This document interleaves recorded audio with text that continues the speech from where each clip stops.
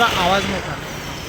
आज 30 एप्रिल 2026 रोजी विभागीय आयुक्त नागपूर यांनी नरेश बर्वे लाच प्रकरणात महत्त्वपूर्ण चौकशी आदेश आणि समिती गठीत केली. मी प्राध्यापक सचिन काळबंडे जे नोटीस अपर जिल्हाधिकारी आणि कॉर्पोरेशन ह्या संगनमतानं मिळून माझ्याविरुद्ध एक षडयंत्र रचण्यात आलेलं होतं, त्या षडयंत्राचा पूर्ण गोषवारा महसूल मंत्री चंद्रशेखरजी बावनकुळे यांच्याकडे लिखित रूपात मांडला. त्यांनी लगेच विभागीय आयुक्तांना ह्या संबंधात चौकशी करण्याचे आदेश दिले आणि विभागीय आयुक्तांनी काल रोजी एक नोटीस इश्यू केला आणि त्या नोटीसच्या माध्यमातून आज 30 एप्रिल रोजी 4 वाजता विभागीय आयुक्त कार्यालयात जे नोटीस गांधीबाग झोनच्या अधिकाऱ्यांनी मला दिलेली होती बांधकामासंदर्भात अतिरिक्त बांधकाम तुम्ही करत आहे म्हणून त्यांना दिली.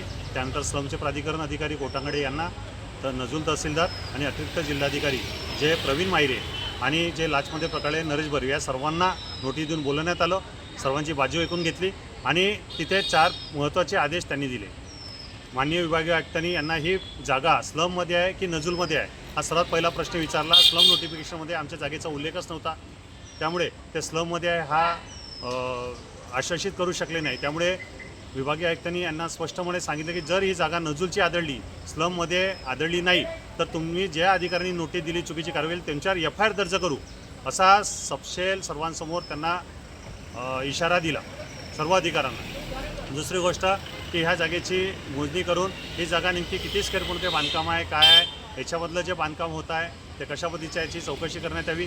जे चुकीचा नोटीस रामबाग मिलिंद बौद्ध विहार इथे यांनी पाठवण्यात आला तो चुकीचा नोटीस रद्द केलेला नाही, त्यामुळे संपूर्ण कारवाई चुकीची झाली हे सुद्धा त्यांनी समजलं. त्यामुळे तुम्ही आधी नोटीस बरोबर करायला पाहिजे होता, त्यानंतर समोर कारवाईचे असं सर्व अधिकाऱ्यांना सांगितलं. आणि आज माननीय उच्च न्यायालयाने जे प्रवीण मायरे ॲडिशनल कलेक्टर आहे यांनी जे 6 आठवड्यात यांना मुदत होती की ह्या माझ्या प्रकरणावर शिवाजीनगर गेटसमोरील ह्या चुकीच्या रामबाग येथील पथ्यावर जी कारवाई करण्याचा सर्वांनी घात रचला होता त्यावर 6 आठवड्यात आदेश करा असं म्हटलं होतं. त्याच्यावर आम्ही कंटेम्प्ट पिटिशन दाखल केली.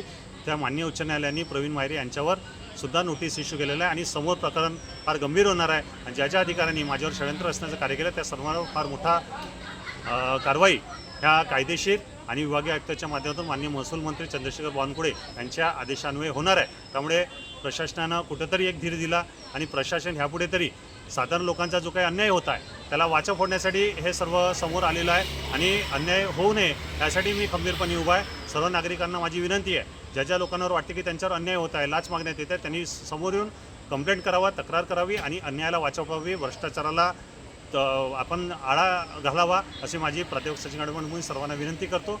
धन्यवाद.